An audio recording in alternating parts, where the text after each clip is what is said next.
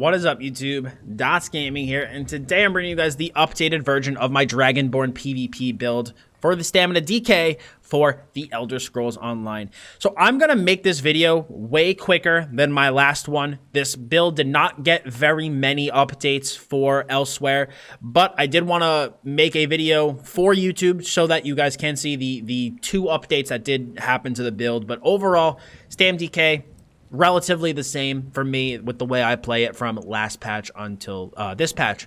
So again, this is a very standard stamDK setup. Nothing crazy out there. This is pretty standard stuff, but this is just how I set it up on my character and how I am personally using it. So like I said, this video is going to be a bit quicker than the last one. If you want to see like a full rundown of why I use everything more in depth, you can go feel free to watch the original version of this video from the Wrathstone patch. You'll be able to find that on my YouTube channel, but I will be going through this one a bit faster today. So for our monster set for this build, we are using Bloodspawn.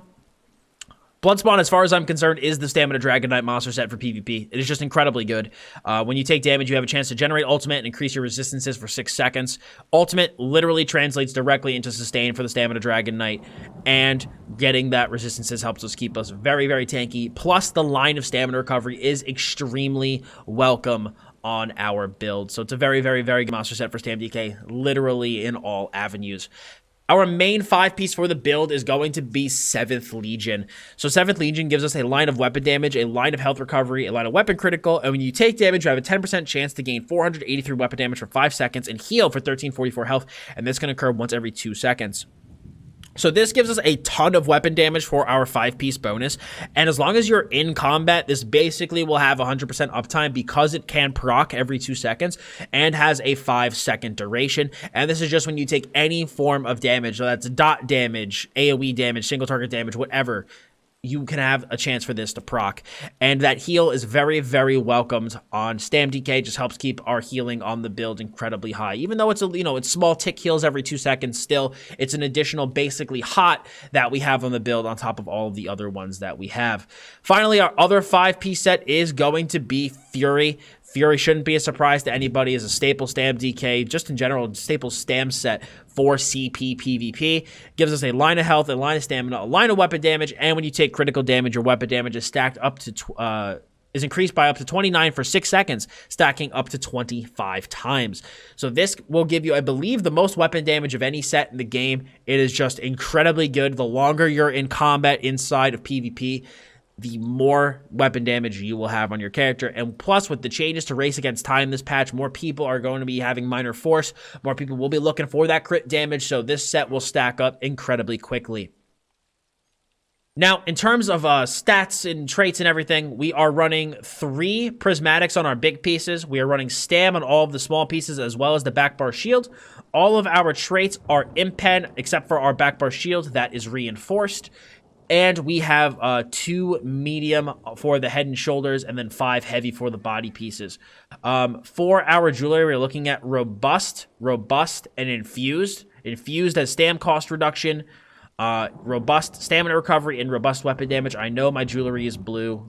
Purple jewelry is so freaking expensive. It's actually nauseating. I am going to upgrade this, though, to purple at some point once my jewelry crafter has a little bit higher jewelry crafting. But I know, yes, be tilted about the blue. I am as well. In terms of our weapons, though, we have a Nirnhone battle axe for the extra bleed. I like the bleed. You know, this is a very dot-focused build, so I like the extra bleed from the axe. And we also have, like I said, Nirnhone with increased weapon damage enchant. On our back bar, we have a Nirnhone with a poison damage enchant to help us get that poison status effect procced for our combustion passive, and like I said, reinforced with a stamina glyph. Now, when you go into no CP, though, your gear will change. Your gear will change, all right? And it's just your other 5-piece set. So we're going to be changing to Shackle Breaker for our 5-piece. This is one of the big changes I made to the build. I used to run Hundings here. I have no idea why I forgot about Shacklebreaker existing, because it's literally my favorite set in the game.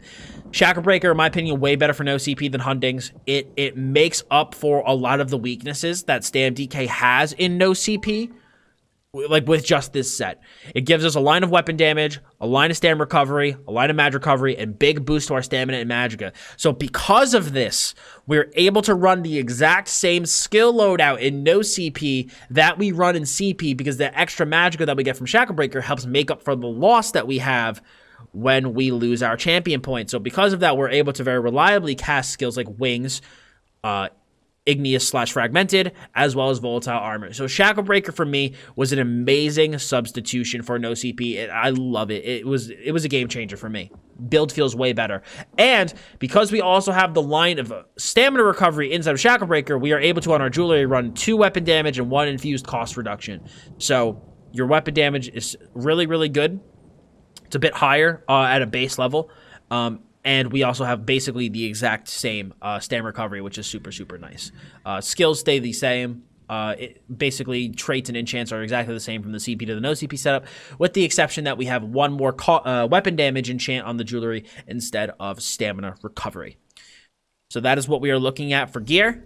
In terms of our skills, we are using Venomous Claw. Shouldn't know much to really say about this. It is poison damage dot. Deals more damage the longer it's on your target. It's an incredibly strong dot. We also have Noxious Breath. 200% buff on this initial hit. Really, really good skill. Really good now. I always liked it prior to it being buffed, but it got a 200% buff going into this patch and on the initial hit. So you use it primarily for that, that dot damage though, as well as the major fracture. So it's a huge, huge amount of pen you get to your character. I'm also now using Reverse Slice. I really, really like the AoE splash damage that Reverse Slice brings. It combines really well, I think, with just a lot of the AoE damage that we have in our kit. And plus, I don't know, I've just really been liking it, if I'm going to be honest. I switched from Execution to Reverse Slice, and I've really been liking the splash damage when I play outnumbered and there's a bunch of people, closely grouped up and they're all trying to hit me at the same time. I can execute one guy, deal some more damage to the targets around him, and then when I get to that guy, the second target after killing the first one, he's already, has his health a bit lower because he's been getting hit with that splash damage from Reverse Slice. We're running Volatile Armor as our major resolve and major ward buff, and plus, granted, the magic damage dot we get from this isn't the best, but it's still another dot to add to the build, and it returns some damage whenever we take damage. I'm going to skip over Rally for now.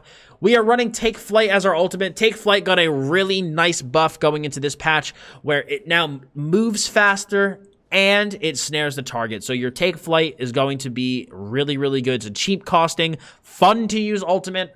Dawnbreaker is really good, but I wouldn't feel like I'm playing a DK if I was not using Take Flight. So Take Flight is a very, very good skill. I recommend it so much for the ultimate. Backbar, we are running Heroic Slash. Heroic Slash is our snare. It's a form of minor maim, and it gives us minor heroism, granting us 1 ultimate every 1.5 seconds for 9 seconds. This basically just translates to direct sustain for the StamDK. We're also using Fragmented Shield. Fragmented Shield we primarily use for the major mending. Increases our healing done by 25% for 6 seconds. It's an incredibly good skill. Coincides perfectly basically with Resolving Vigor, which is 5 seconds. So you do Fragmented Shield into Resolving Vigor. Your entire Resolving Vigor is buffed by 25%. I've tried Igneous Shield here before. Really not a big fan of it. I prefer the longer major mending duration myself. But if you do like Igneous, go ahead and use it. But me personally, I prefer Fragmented. We also have Reverberating Bash. It is our stun plus gives our target major defile. So you basically do put up all your dots, light attack, heroic slash, bash weave, and then finally when you want to go in for your burst, you hit them with the reverb with your dots rolling, swap into leap. You're going to be dealing tons of damage into the reverse slices. We also have Corrosive Armor as our backbar ultimate. Corrosive Armor got a bit of a duration increase going into this patch, and your attacks ignore all physical resistance while this thing is up. Forget the fact that you're an absolute tank with this up. Your attacks ignore all physical resistance. So you toss up all your dots, go into Corrosive Armor, hit them with the reverb, and start with the light attack heroic slash bash cancel with heroic slash until they're below 50% and start hitting them with reverse slice. You're going to be dealing an insane amount of damage. Finally, I want to talk about Protective Plate and Rally. Protective Plate got a bit of a change. No longer reflex, so reduces damage taken from projectiles by 50% for 6 seconds. Grants immunity to snares and mobilizations for 2 seconds. I'm still very unsure how I feel about Wings this patch. I've been playing a lot on my Magic DK as well so far, and I'm really unsure how I feel about Wings on him. Reluting the reflex really hurt You know, it hurt way more than I expected. Granted, yes, 50% damage reduction is super nice, but not being able to reflect those CCs definitely hurts. I'm really, like I said, still unsure how I feel about Protective Plate. So I'm actually going to recommend an alternative if you do not want to run Protective Plate and Rally, because again, I'm still kind of unsure how I feel about this skill. What I would recommend that you do is you replace Rally with Forward Momentum and replace Protective Plate with Cauterize instead of, you know, having Flames of Oblivion morphed like I do. Use Cauterize, because Cauterize will now scale with your highest offensive stat. So you get an extremely strong hot on your back bar here that will scale with your stamina and your weapon damage, and you can use Forward Momentum for your movement skill instead of Protective Plate. So that's really up to you. I'm not sure yet what combination I prefer, whether or not I prefer Rally and Wings, or if I prefer Forward Momentum and Cauterize. I'm not entirely sure yet, so I'll leave that up to you, though, to decide. But that skill change, as well as the Shackle Breaker change, is basically the only changes I made from last patch to this patch for the build. We are still using a Warrior Mundus, Dubious Cameron Throw, and Buff Food. Even though it did get a slight nerf, I'm still using it. I think it's very, very good for the recovery. We use a bunch of different potions, actually. I use primarily Weapon Crit Pots to get our Major Savagery. So this gives you 2191 weapon critical, restores health, and restores stamina. So I use those if I'm going offensive. If I'm playing defensive, I use movability pots, so make you immune to knockback, restores stamina, and gives you major expedition. That is one of the weaknesses of this build, is that it does not have major expedition, so you can get it from this pot if you'd like. And then finally, I also use tri-stat pots if I like really need magicka and to cast my skills and do not have any. So I could also use tri-stat pots. But these are the three potions I primarily use on the build. Finally, for champion points, we are looking at 61 in Ironclad, 53 into Resistant, 44 into Thick Skin, 43 into Hardy, 37 into Elemental Defender, 32 into Quick Recovery, 56 into Warlord, 16 into Bashing Focus, because we do Bash Weave a lot, 75 into Mooncalf, 27 into Arcanist, 40 into Tumbling, 56 into Shadow Ward, 32 into Blessed, 72 into Master at Arms, 37 into Thaumaturge, 37 into Precise Strikes, 36 into Piercing, and 56 into Mighty.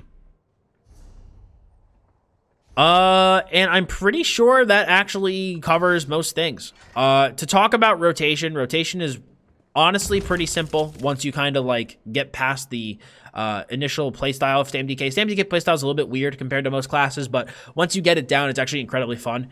So obviously maintain your buffs and debuffs. That's a huge thing for maintaining your tankiness as well as your damage, so be sure that you do that.